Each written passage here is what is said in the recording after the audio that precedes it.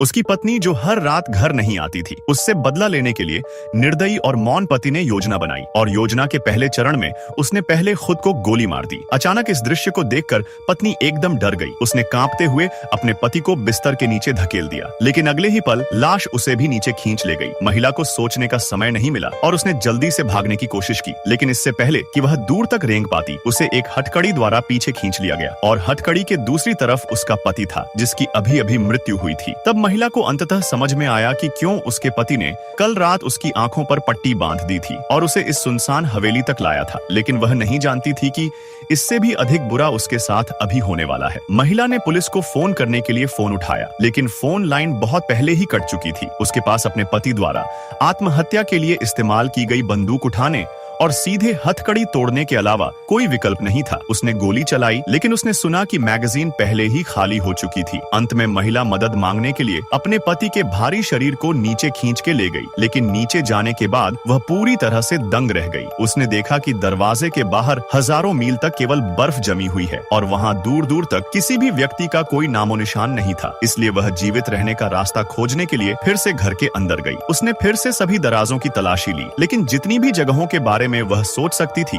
वे सब उसके पति ने पहले ही साफ कर दी थी। वह थक चुकी थी, लेकिन अब कुछ भी नहीं बचा था। अंततः महिला को अपने पति की कार की फेंकी हुई चाबियां कूड़े के ढेर में मिल गईं। इसके बाद वह शव को घसीटकर गैराज तक ले गई, कार में बैठी और उसे सफलतापूर्वक स्टार्ट कर दिया। एयर कंडीशनर से निकलती गर्म हवा को देखकर महिला को लगा कि अब वह बच जाएगी, लेकिन इससे पहले कि वह स्टार्ट करती कार अचानक अपने आप बंद हो गई। पता चला कि पति ने पहले ही पेट्रोल टैंक खाली कर दिया था। महिला को कुछ समझ में नहीं आ रहा था कि वह क्या करे। तभी उसका पति, जो बहुत पहले मर चुका था, अचानक बोल पड़ा। जब उसने प्रतिक्रिया दी तो उसे एहसास हुआ कि यह सिर्फ एक रेडियो प्रसारण था। रेडियो पर पति ने महिला की बेवफाई के बारे में पूरी दुनिया को बताया था और उसने खुदकुशी की। अब वह कुछ समय के लिए बाहर नहीं जा सकती थी, इसलिए उसे फिर से हवेली में लौटना पड़ा। अपना गुस्सा निकालने के बाद भी वह बेचारी महिला लाश को घसीटकर ऊपर ले गई। ऊपर आने के बाद वह गलती से एक कमरे में पहुंच गई और उसे पता चला कि उसका पति गुप्त रूप से उस पर नजर रखता था। पूरा रूम उसकी पत्नी और उसके पति की दोस्त की तस्वीरों से भरा हुआ था, जिसमें